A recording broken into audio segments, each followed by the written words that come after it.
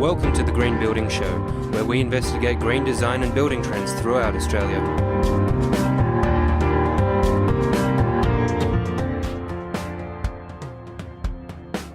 In this series of the Green Building Show, we've been getting guidance from 6 professionals on the sorts of mistakes they see home renovators making. In this episode, our architect, builder, real estate agent, property valuer and 2 sustainability experts will be giving their opinions on what every home renovator should be doing when they start making changes to their property. So open the notes on your smartphone and get your typing fingers ready.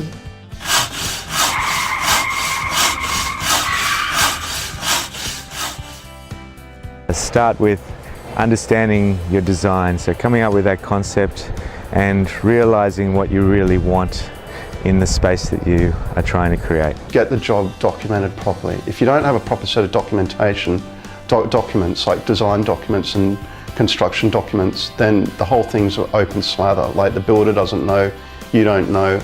I mean, what's in your head isn't necessarily in the builder's head, and the only way you can communicate that is via a set of drawn documents, and don't skimp on that. Make sure you know your clientele, who you're targeting, and even speak to an agent in the area, because they will know who the target is and what kind of people you're targeting, and then come up with a plan to design your renovation around those type of people. If you're doing it to keep, then obviously you're the clientele, you know what you want. Just don't over-capitalise, because you can get emotionally attached at times to a property, and I've seen people go crazy on their finishes and spend heaps of money on certain things which is probably unnecessary. Putting a master bedroom upstairs on its own when you're trying to appeal to a family audience may not necessarily work all the time. Parents want to be closer to their children, so I think thinking about bedrooms all on one level I think is really important. Having more than one bathroom these days is really important too, so floor plan's really key, as well as keeping it simple from a design perspective. But if you're purely profit or resale, then you need to focus on profit mindset.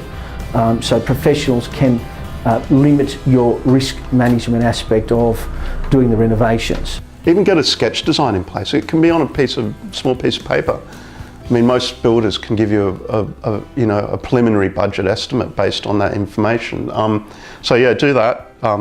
Research, budget, professional advice. Master bedrooms with en-suites work really well. Don't renovate a house and spend all the money on renovating a house and not think of storage. Storage is really important. Built-in wardrobes, linen cupboards. Everybody has so many things these days that they need to store somewhere. Particularly if you don't have a garage, always think about storage in the house.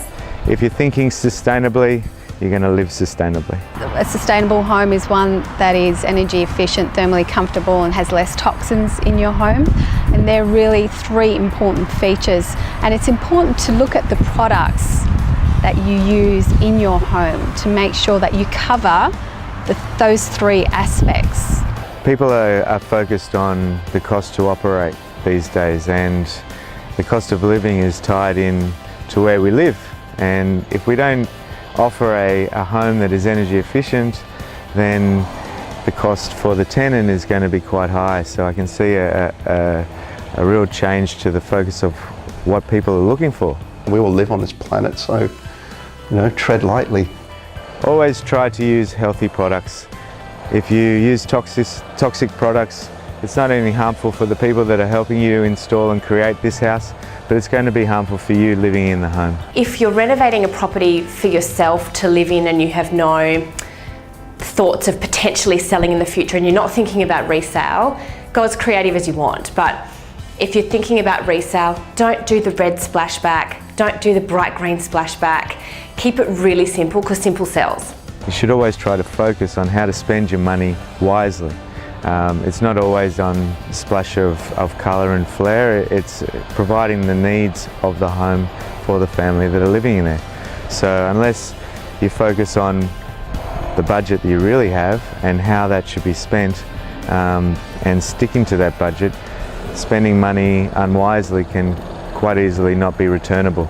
Be aware that you're putting up a lot of money, and the additional cost of getting professional advice and getting it sorted out in the early stages is money well spent. It's not wasted. A lot of people, I think that fees and various other things are a waste of money, but they're not. They're they're crucial to the success of the project. Floor plan is key, and trying to make the house appeal to families is always really important too, regardless of how small the property is. Even if it's a 2-bedroom terrace in Paddington on 95 square metres of land, always think about families, because people are moving into smaller and smaller properties to be closer and closer to the city. So think about grass, think about a child, think about pets.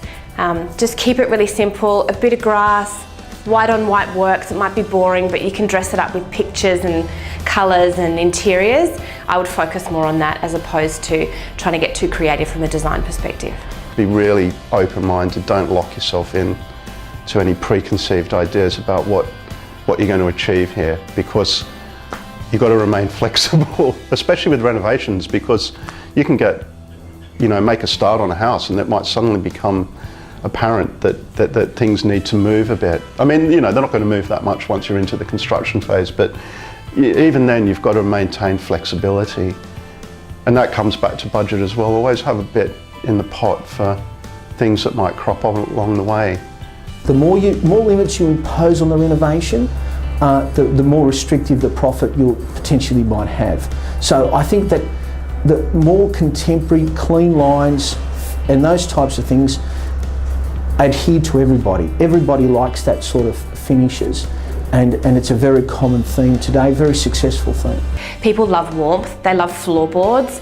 Using tiles in a main living and dining area doesn't necessarily appeal to everybody. In a kitchen, yes, maybe, but in a space like a living room where you spend majority of your time, think about warming up that environment with potentially with floorboards or warm colours on the walls. I wouldn't go too crazy with red or yellow walls, feature walls. If you can afford it, definitely get the design professional, the architect or whoever, to follow through during the construction process, because there'll be endless questions and answers the builder will need to have addressed during that process. And if you're not a professional builder or designer, then you're going to find it hard to answer those and to assess their expense as well, which is often what happens with budgets being blown.